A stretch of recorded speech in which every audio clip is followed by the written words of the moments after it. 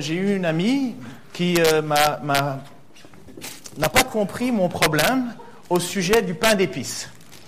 Alors, après que j'ai expliqué que le pain d'épices n'était pas forcément la chose que j'aimais le plus, elle s'est dit « Oui, mais tu ne connais pas ceux-là. »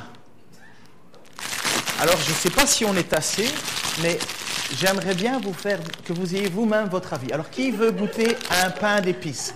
Ok, est-ce que tu veux un pain d'épices? Allez, on en profite. Est-ce que tu en veux un, pas? Alors toi, je vais te faire travailler. Je sais qu'on n'est pas pour le travail des enfants, mais si tu veux bien le faire passer, et dès que les gens lèvent la main, tu leur en donnes un, ok? Profites-en. La seule chose que je vous demande, c'est de ne pas jeter les papiers par terre. C'est tout. Alors, oui, mais je vais vous donner mon avis après, ok? Il faut... Ouais, on n'oublie pas Mamie Monique, hein? Alors, vous comprenez pourquoi j'étais excité? C'était à l'idée de vous faire manger du pain d'épices. Et je ne révélerai pas qui me les a offerts, mais je lui dis un grand merci, Naomi. Alors, vas-y. Donc, je vais... aujourd'hui, on est encore dans l'évangile de Jean, et toujours dans notre série. Et aujourd'hui, c'est l'apothéose, quelque part. C'est l'apothéose du ministère de Jésus-Christ. Non pas, pas du ministère en tant que tel, parce que l'apothéose, c'est Jésus-Christ sur la croix, et en fait, plutôt Jésus-Christ ressuscité, mais l'apothéose de ce qu'il enseigne, de ce qu'il dirige, de ce qu'il dit, de ce qu'il fait comprendre. Et là, on est au bout de sa révélation. Il ne peut pas aller plus loin. Et après ça, vous verrez qu'à partir du chapitre 11, les choses changent dans le ministère de Jésus. Là, au Québec, on dit il a placé la table. Il a tout fait pour amener les gens à cet endroit-là. Et ce n'est pas n'importe quel endroit. Souvenez-vous que Jésus avait déjà prédit plusieurs choses, avait déjà enseigné plusieurs choses. Il avait enseigné au chapitre 6, verset 51, si tu veux nous mettre l'image, s'il te plaît.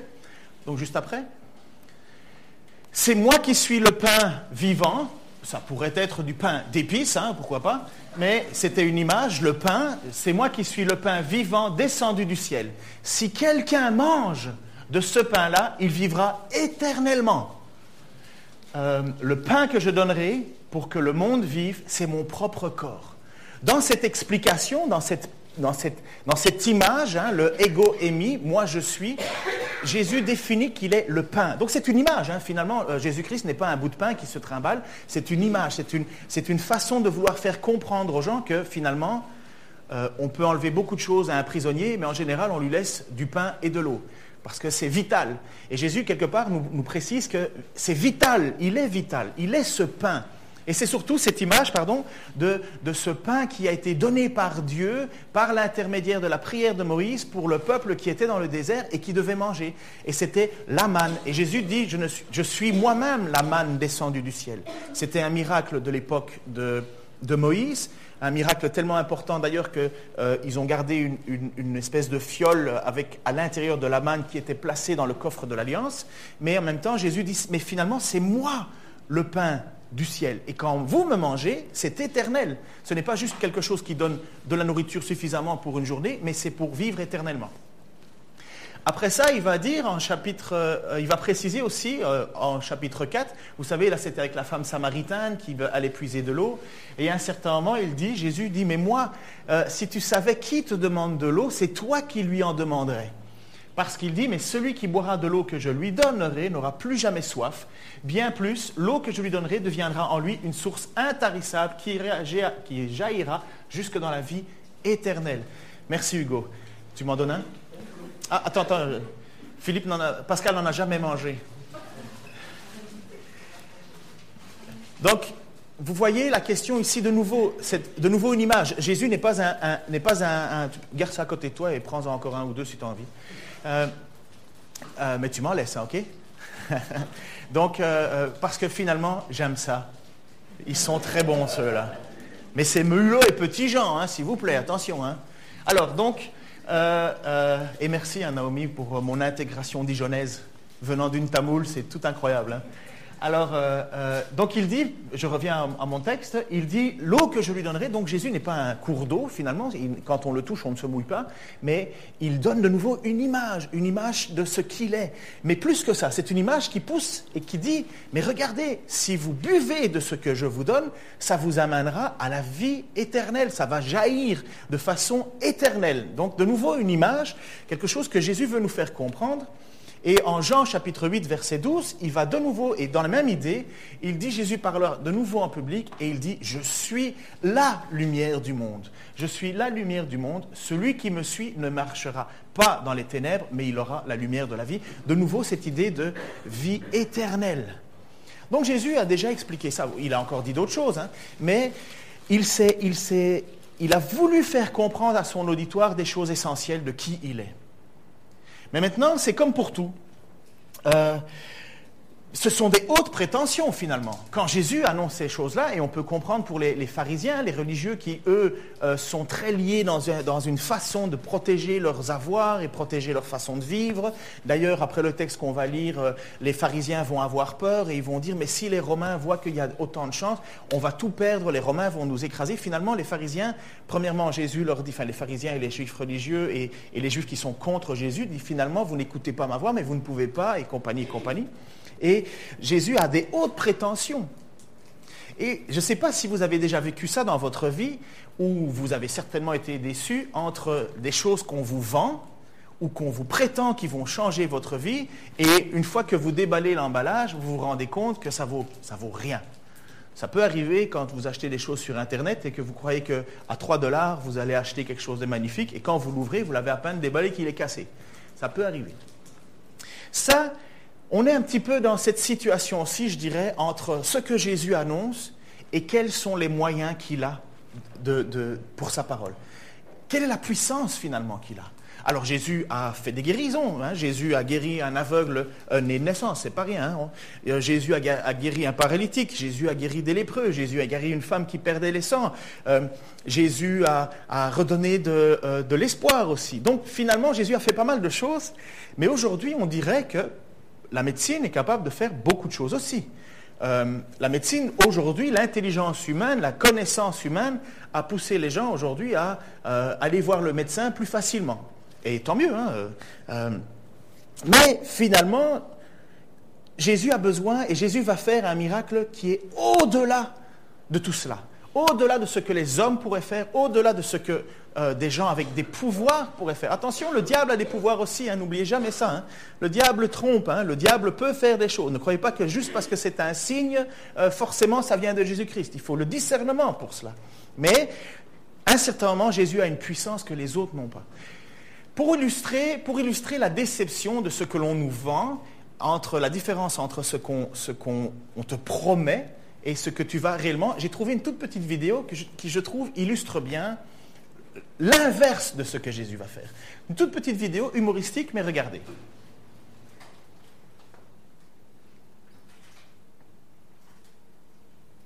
Donc le gars a une super moto, il se dit chouette ma moto. On lui a vendu une moto sur catalogue, il dit waouh, et finalement...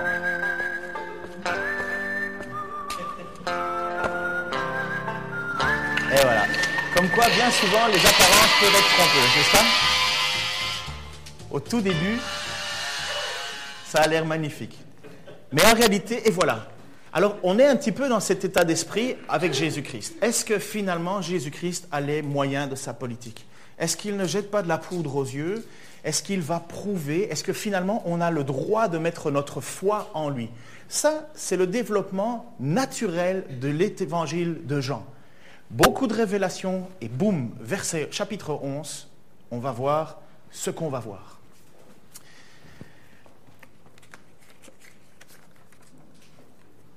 Dans le chapitre 11, Jésus a quitté la Judée. Jésus est pour le moment écrasé par les responsables religieux qui veulent le lapider, qui veulent le mettre à mort. Jésus se trouve à 150 km du lieu où il va être appelé. Il est à 150 km de Jérusalem. Il est assez loin. Il continue son ministère et compagnie, et il ne retourne pas en Judée parce que son ministère va être coupé finalement, puisque les gens veulent l'arrêter. c'est pas que Jésus a peur de ce qui va se passer, loin de là.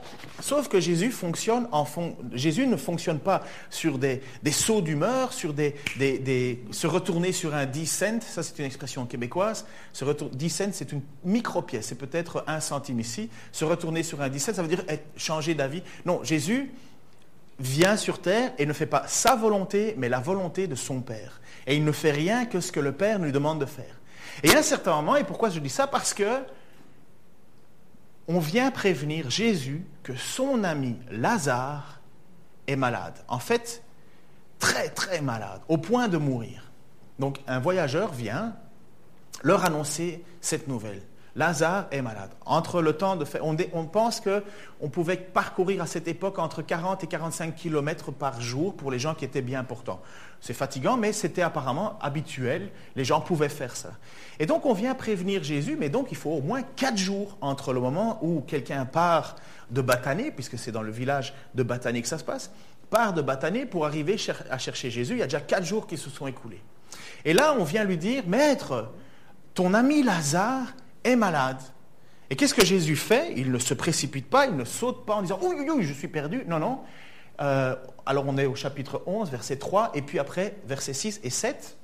Les sœurs, donc Marthe et Marie, les sœurs de Lazare, envoyèrent dire à Jésus, « Seigneur, celui que tu aimes est malade, celui que tu aimes, Lazare. » Alors certains ont pensé pendant un petit temps que celui qui avait écrit l'évangile de Jean, c'était Lazare, parce qu'il y a une précision, mais pas du tout. Mais Jésus avait vraiment des amis. Parfois, ça nous étonne en se disant « non, Jésus aime tout le monde. » Et bien sûr, Jésus aime tout le monde. Jésus donne sa vie pour tout le monde. Mais Jésus a aussi des gens avec qui il a plus d'affinités. Ça s'est passé avec 3 disciples particuliers. Et Jésus avait des connaissances. Et apparemment, il y avait une relation particulière entre Jésus, Marthe et Marie, dans le sens où il y avait une amitié, des sentiments plus forts. Alors Jésus, quand il apprend ça, on est au verset 6, quand il apprit que Lazare était malade, il resta encore 2 jours à l'endroit où il était, puis il dit aux disciples, « Retournons en Judée. » Alors, étonnant, hein, on se dit, mais pourquoi est-ce qu'il ne part pas directement, puisque finalement c'est son ami, pourquoi est-ce qu'il prend son temps? Il prend son temps, le Seigneur, parce qu'il veut faire quelque chose, pour montrer, pour prouver, pour asseoir à ses disciples son autorité. Finalement à ses disciples, mais par extension à tous ceux qui vont mettre sa foi dedans.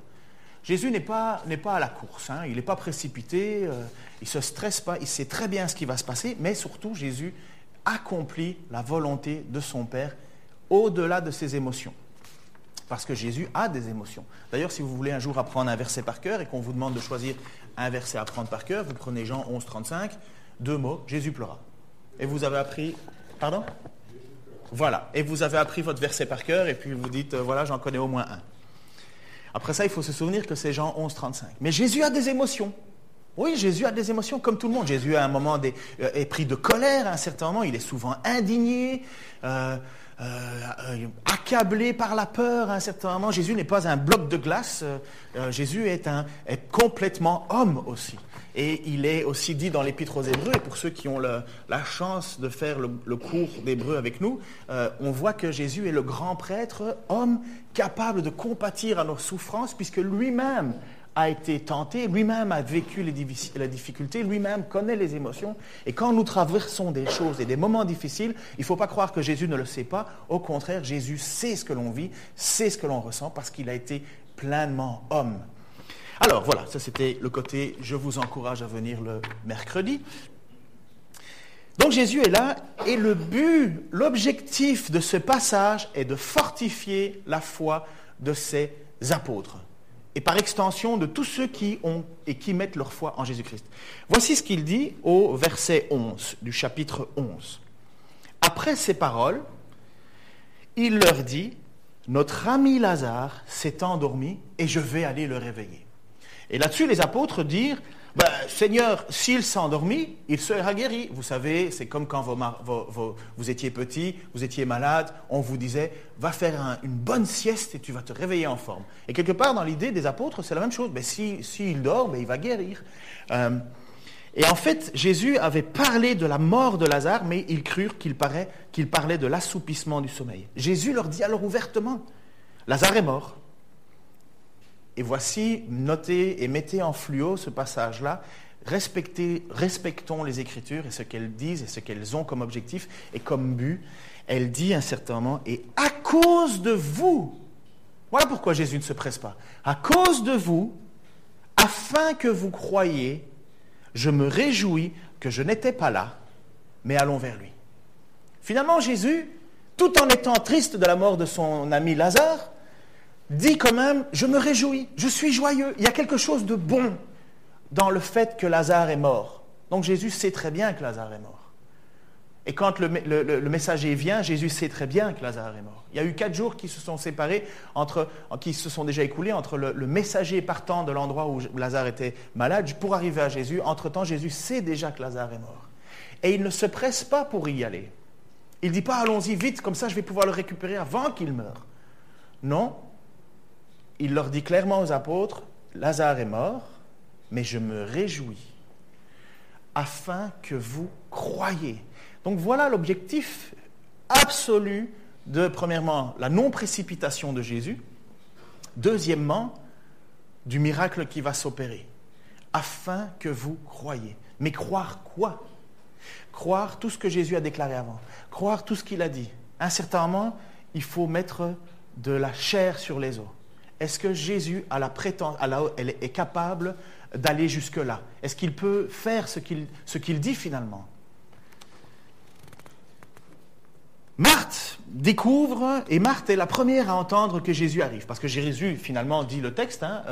Est-ce qu'on n'a pas été trop vite? Oui, on a été trop vite. Si tu veux revenir en arrière, tu peux revenir une image? Merci. Mais allons vers lui. Donc, Jésus part avec ses disciples, 4 jours de marche, et sur le chemin qui les amène vers la ville de Bethanée, Marthe sort. Marthe, c'est l'impulsive des deux. Vous savez qu'il y a Marthe et Marie, mais Marthe, c'est l'impulsive. Elle est un petit peu l'apôtre Pierre. Elle parle directement et clairement, mais elle a une foi d'une solidité incroyable. Et elle va voir l'apôtre, elle va voir Jésus, elle se retrouve devant lui et lui dit ceci, et là tu peux mettre l'image si tu veux bien, verset 21, Marthe dit, « Seigneur, si tu avais été ici, mon frère ne serait pas mort. Cependant, même maintenant, je sais que tout ce que tu demanderas, Dieu te l'accordera. » Et Jésus lui dit, « Ton frère ressuscitera. » Et Marthe dit, « Je sais, Marthe, qu'il ressuscitera. Je sais, répondit Marthe, qu'il ressuscitera lors de la résurrection, le dernier jour. » Donc Marthe, elle est là, et ne croyez pas que le texte est en train de faire en sorte que Marthe reproche à Jésus, en disant, « Mais t'étais où là? Oh, tu ne veux pas te dépêcher? » Non. C'est toujours avec une vision, une façon très respectueuse, et en disant, mais si tu avais été là, puissant comme tu es, béni comme tu es, il ne serait pas mort parce que tu l'aurais guéri. Donc ce n'est pas un reproche, c'est encore une fois une affirmation de ce que Marthe sait de Jésus. Tu es particulier. Et là, Jésus lui dit, mais tu sais, ton frère ressuscitera. Et là, Marthe, elle va avec la connaissance qu'elle a. Et elle dit, mais oui, c'est vrai, elle va ressusciter, mon frère va ressusciter, mais au dernier jour, parce qu'il a placé sa confiance. Tu vas le ressusciter. Exactement la même pensée que cet homme qui est à la croix à côté de Jésus et qui dit, Seigneur, lorsque tu reviendras pour ta gloire, permets-moi de venir avec toi. Et Jésus lui dit, aujourd'hui même tu seras avec moi au paradis, mais après ça il y a la résurrection. Et bien Marthe est dans cette même démarche de foi. Elle dit, je le sais que mon frère va revenir. Le jour du jugement, le dernier jour, il sera ressuscité.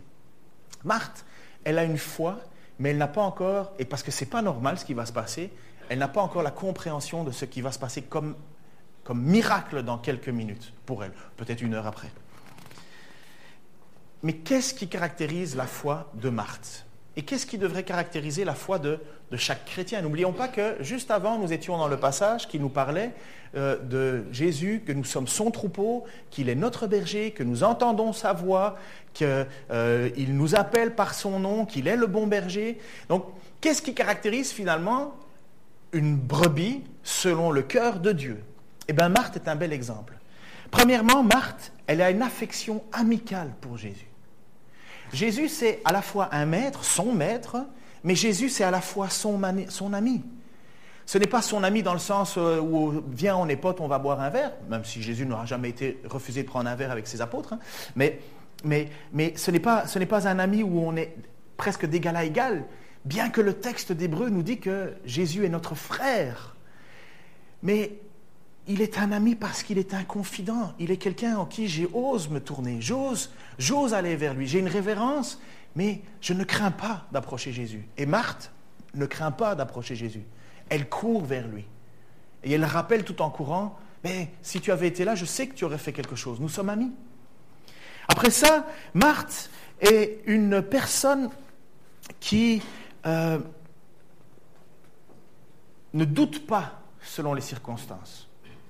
Elle n'est pas perdue parce que son chagrin l'inonde, parce qu'elle n'a pas reçu ce que Dieu lui promettait quelque part, ou ce qu'elle espérait. Non, elle ne doute pas de Jésus. Son frère est mort, et elle n'est pas en train de courir en disant « À quoi ça sert d'être ton ami ? À quoi ça sert d'avoir un ami comme toi finalement ?» Non, elle a une attitude confiante, et les situations ne changent rien. Elle n'est pas en train de bouder dans son coin, elle continue à placer son espoir en Dieu. Et là, troisièmement, elle a une foi dans la finalité des choses. Parce qu'elle déclare clairement, elle dit, mais je sais que le dernier jour, mon frère ressuscitera. Finalement, quoi qu'il arrive, la vie, la mort, la maladie, finalement, elle sait où est son espoir. Elle sait où est la finalité des choses. Et je vous l'ai déjà dit, c'est ça le message de Jésus. C'est ça le désir de Jésus. 100% des gens ici vont mourir, à moins que Jésus revienne. Mais on va tous mourir. Et finalement, si notre espoir n'est pas dans la vie après, nous sommes sans espoir. Et Marthe est cet exemple de femme qui, malgré la situation qui est bouleversée, Marthe est cette femme qui place son espoir en disant « Je sais qu'à la fin, nous ressusciterons ». C'est pas facile. C'est une femme qui est endeuillée et perplexe d'avoir un ami si puissant tel que Jésus, et pourtant, le malheur passe dans sa famille finalement aussi. Alors regardons à ce que Jésus va faire maintenant. Jésus va lui répondre au verset 25, le fameux ego émi, moi je suis, mais le plus puissant des ego émi. Il va lui dire, merci, Jésus lui dit, c'est moi qui suis la résurrection et la vie. Parce que Marthe lui a dit, mais je sais qu'un jour, au dernier jour, on ressuscitera. Et Jésus lui dit, moi, je suis, ego émi, moi, je suis la résurrection. Moi, je suis la vie, pardon. Celui qui croit en moi vivra, même s'il meurt. Et toute personne qui vit et croit en moi ne mourra jamais. Voilà la déclaration de Jésus à Marthe, qui lui a dit de bonnes choses finalement. Je sais qu'à la fin des temps, nous ressusciterons. Et Jésus dit, tu sais, c'est moi la résurrection, c'est moi la vie. Et toute personne qui croit en moi ne mourra pas. Et cette question finalement qui vient, et tu peux mettre l'image suivante, cette question finalement qui est essentielle, voilà ce que Jésus dit à Marthe. Crois-tu cela ? Crois-tu cela ? Et si Jésus te posait la question, crois-tu cela ? Crois-tu cela que tu ne mourras pas ? Oui, tu mourras, on assistera à tes funérailles, peut-être vous avant moi ou moi avant vous, mais la vie éternelle, crois-tu cela ? J'ai été étonné de discuter avec certains d'entre vous qui n'avaient pas de ces certitudes. J'étais étonné que des gens n'ont pas la certitude de cela. Et finalement, malgré les déclarations de Jésus-Christ, malgré les déclarations de Marthe sur ce qu'elle affirme de la fin des temps et compagnie, Jésus va quand même lui poser cette question. Mais Marthe, finalement, le crois-tu ? Crois-tu que je suis la résurrection et la vie ? Moi, je dis, Marthe, elle ne peut pas le savoir encore vraiment. Elle a comme un doute, elle a comme une incertitude, elle a comme une confiance dans qui est Jésus, une foi dans qui est Jésus. Elle veut placer son espoir en Jésus, mais finalement, elle ne peut pas aller plus loin. Pourquoi ? Parce que la révélation de Jésus n'est pas encore arrivée à son apogée. D'ici quelques minutes, il va se passer quelque chose d'extraordinaire qui va fonder tous nos espoirs et qui va finalement fonder tout l'espoir de Marthe et de Marie et de tout l'espoir de ceux qui placent leur confiance en Jésus-Christ, parce que c'est là, à ce moment-là, que va devenir le point essentiel du christianisme finalement. Crois-tu cela ? Bonne question. Crois-tu cela ? Et toi, est-ce que tu le crois ? Réfléchis dans ton cœur, dans ton âme, est-ce que tu crois que Jésus-Christ est la résurrection et la vie ? Et que celui qui croit en lui ne mourra pas. Tu peux mettre l'image juste avant, s'il te plaît? Juste avant. Merci. Jésus lui dit, c'est moi qui suis la résurrection et la vie. Celui qui croit en moi vivra, même s'il meurt. Et toute personne qui vit et croit en moi ne mourra jamais. Crois-tu cela? Croyez-vous cela? Aujourd'hui, c'est la mode de se faire tatouer plein de choses. Je ne suis pas forcément pour. Mais si vous devriez choisir quelque chose, prenez au moins des versets qui sont des versets fondateurs. Bien que ce n'est pas les versets qu'on met en général.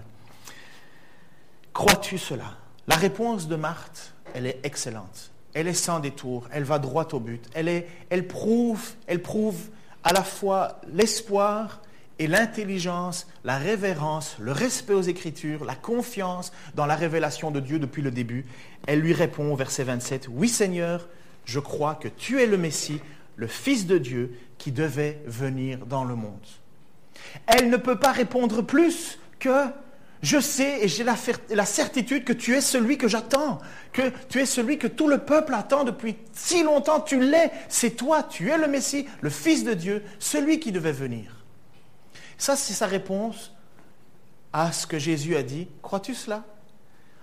Et elle ne se base pas sur ses émotions, elle se base sur un espoir fondé sur l'Écriture. Elle peut dire et elle dira, j'ai lu les Écritures, je sais qu'un Messie doit venir et je sais que ce Messie, c'est toi. Voilà sa réponse. Allons un tout petit peu plus loin. Ils arrivent devant le tombeau. Donc je saute quelques versets parce que finalement ça nous éloigne de l'objectif à atteindre aujourd'hui. Et en même temps, parce qu'on m'a conseillé de diminuer le contenu de mes prédications. Pas changer le texte, mais de mettre un peu moins de substance. Alors je vais faire des efforts. Vous avez déjà une demi-page en moins. Mon objectif, c'est d'enlever cette page. Et je fais des efforts. Priez pour moi, parce que au plus on résume, au plus c'est difficile. Donc, Jésus se trouve maintenant devant le tombeau, là où on a enterré Lazare. Et Lazare est là depuis environ 4 jours maintenant. 4 jours qu'il était enterré. 4 jours où on a fermé la porte. Et il y a une superstition dans le peuple juif et tout autour, qui dit qu'en général, au bout de 3 jours, pendant les 3 jours qui précèdent la mort, l'âme tourne autour du corps et cherche un moyen de revenir dedans.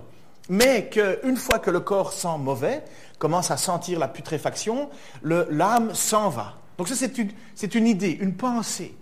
Et alors certains commentateurs pensent que Jésus attend volontairement tout ce temps pour couper court à toutes les superstitions, pour couper court à tout ce qui pourrait finalement nuire au miracle qu'il va faire. Parce que le miracle, c'est le but de se révéler. Ce n'est pas de montrer qu'il est capable de faire quelque chose, c'est la révélation de qui il est. Alors justement, Jésus dit au verset 39, Jésus dit « Enlevez la pierre ». Et Marthe, étonnamment, elle dit, Marthe, la sœur du mort, lui dit « Seigneur, il sent déjà, car il y a 4 jours qu'il est là.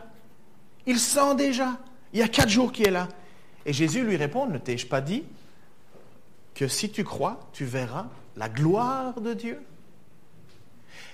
Jésus ne va pas ni à gauche ni à droite. Il dit « Voir quoi ? La gloire de Dieu. » Qui est la gloire de Dieu? Qui est la gloire de Dieu? Je pense que j'ai dit juste ce matin 67 fois son nom. Donc ça ne peut pas être Marthe, ça ne peut pas être Marie, ça ne peut pas être Lazare. Donc forcément c'est Jésus. Jésus, il est la gloire de Dieu. Il est la gloire de Dieu sur terre. Et Jésus lui dit, ne t'ai-je pas dit que si tu crois, tu verras la gloire de Dieu?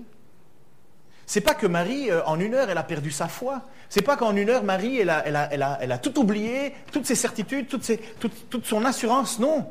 C'est juste parce que ce qui va se passer, c'est impossible, c'est improbable, c'est inimaginable. Ça ne s'est jamais vu, finalement.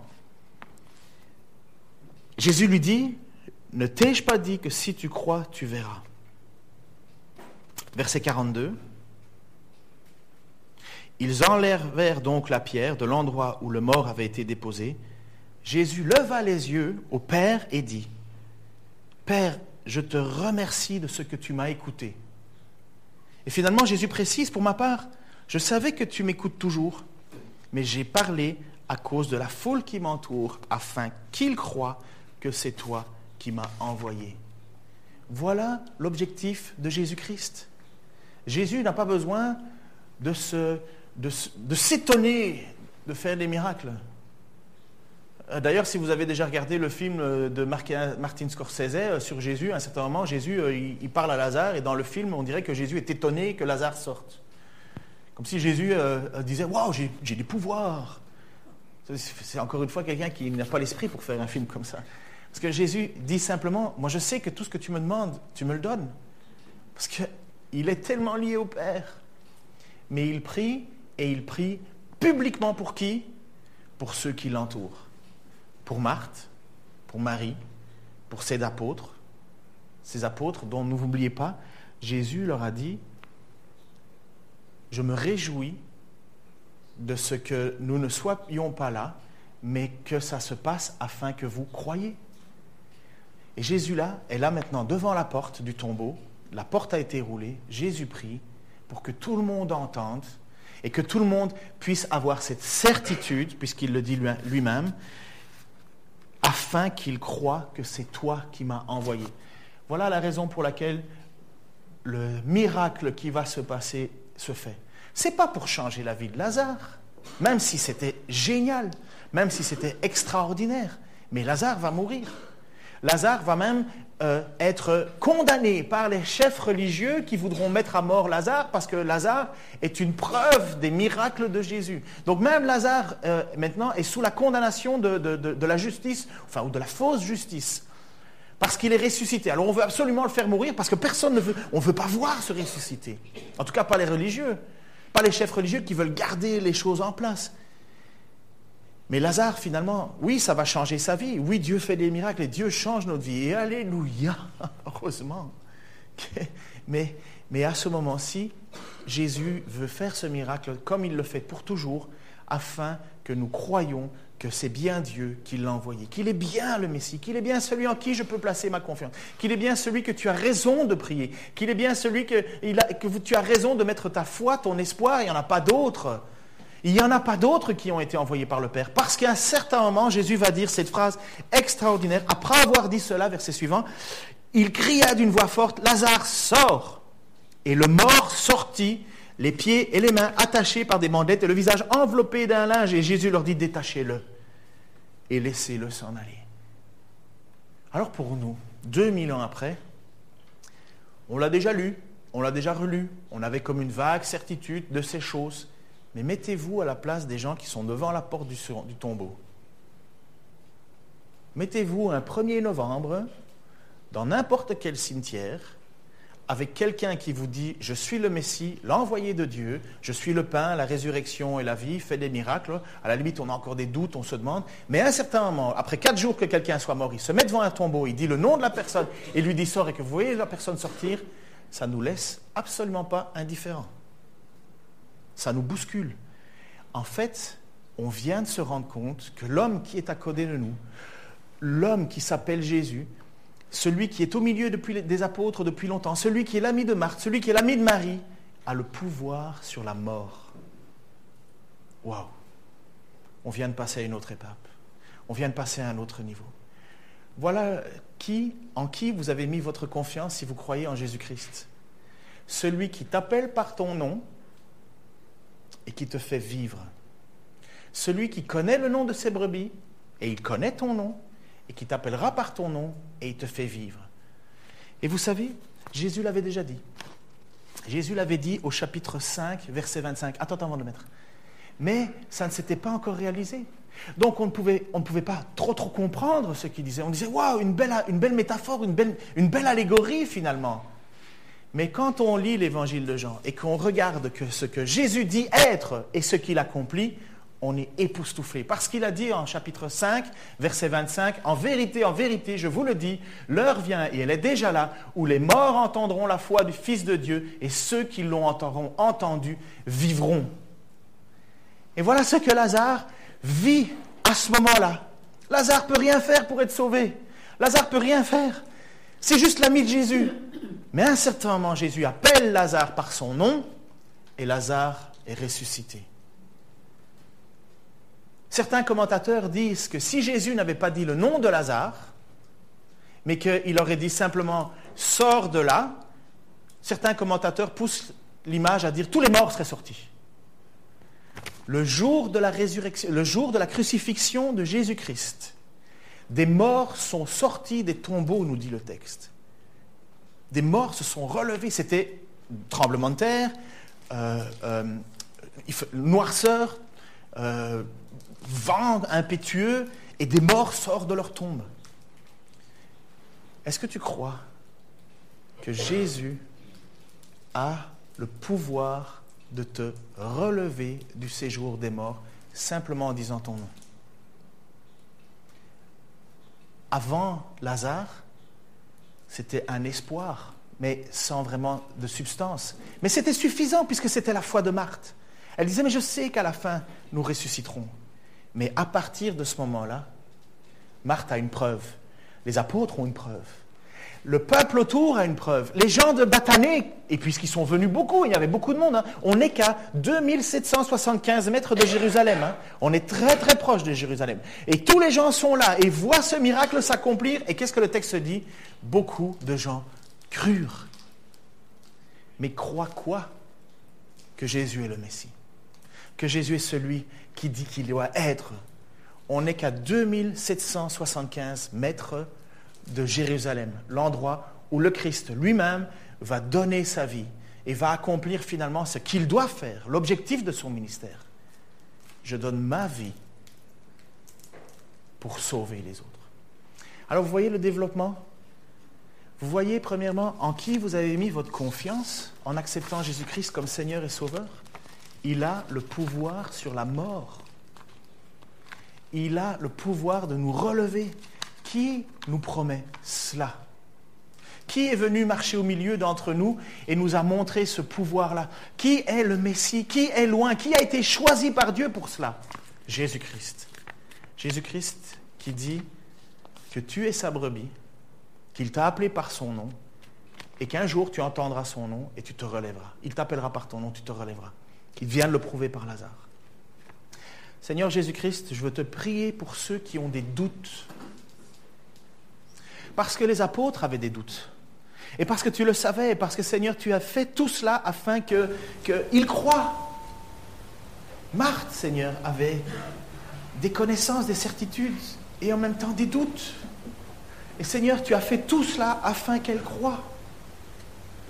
Seigneur, nous avons certainement des doutes, autant que eux.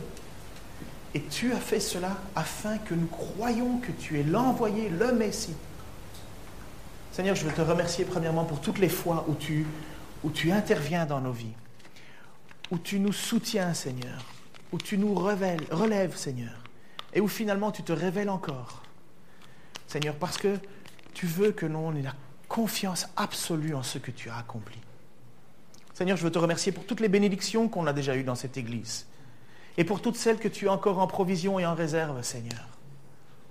Mais Seigneur, je te prie que notre foi soit une foi solidement ancrée en toi et notre espoir solidement ancré dans tes paroles et tes promesses pour l'avenir. Merci pour ce que tu nous donnes aujourd'hui. Merci parce que tu nous aimes d'un amour immense. Merci parce que tu connais le nom de chacun d'entre nous. Merci parce qu'un jour, tu nous appelleras chacun par notre propre nom pour nous relever. Seigneur, c'est une promesse. C'est une promesse que tu as faite. Et c'est une promesse que tu as montrée, dont tu étais capable de faire devant tous ces gens-là, ce jour-là, pour la résurrection de Lazare. Seigneur, c'est un avant-goût, c'est un prémisse. Seigneur, et comment pourrions-nous faire autre chose que plier les genoux devant toi et reconnaître que tu es le Seigneur, le Sauveur, le Messie. Seigneur, je te remercie que tu m'aies permis de te connaître, d'entendre ta voix et d'avoir mon espoir en toi. Maintenant, que ce soit la vie ou par la mort, ça n'a plus d'importance. Je sais que ma vie est entre tes mains. Par la puissance de ta parole, tu me relèveras. Je te prie, Seigneur, pour ceux qui ne te connaissent pas. Ce matin, je te prie, Seigneur, qu'ils puissent avoir une confiance absolue en toi. Qu'ils puissent s'accrocher à toi, que dire qu'il n'y a rien d'autre de plus important que toi. Seigneur, viens et transforme-les. Et je te prie, Seigneur, pour tous ceux qu'on ne connaît pas encore, mais dont toi tu connais les noms. qui un jour se joindront à nous, qu'ils puissent vivre, Seigneur, cette même certitude, cette même confiance que tu es le Seigneur, que tu es le Sauveur, et qu'un jour tu les relèveras aussi. Seigneur, nous te remercions, nous allons encore te chanter, nous allons encore te louer, nous allons encore te célébrer pour la grandeur de ta gloire, Seigneur, parce que tu es la gloire de Dieu. Seigneur, merci. Merci parce que tu nous as appelés à cette gloire. Dans le nom de Jésus-Christ. Amen.